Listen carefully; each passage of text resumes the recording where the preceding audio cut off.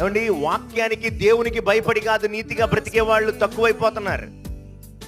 అమ్మో ఏం మాట్లాడతారో ఏమంటారో బాబోయ్ ఎందుకు వచ్చింది అని దైవజనుల శాపాలకు భయపడుతున్నారు నేడు చాలా మంది. కొంతమంది సేవకులు కూడా అలాగే లేకపోలా.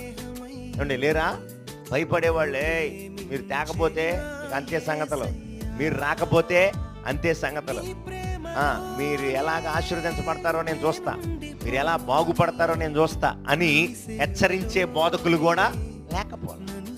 అంటే వాళ్ళు అనుకున్నట్లుగా ఉండకపోతే, వాళ్ళు చేయమన్నట్టు చేయకపోతే, వాళ్ళకు అనుకూలమైన రీతిలో విశ్వాసులు జీవించకపోతే ఆ విశ్వాసుల్ని ఏ విధం చేతనైనా భయభ్రాంతుల్ని గురి చేయాలని బోధించే బోధకులు ఈనాడు తప్పుడు బోధకులు ఎక్కువైపోయారు. అంటే తూరాని వాళ్ళు అందరూ బయలుదేరారు. వాక్యాన్ని బైబిల్ని సరిగ్గా చదవని వాళ్ళు, తండ్రిని కుమారుని పరిశుద్ధాత్మని అనుసరించని వాళ్ళు,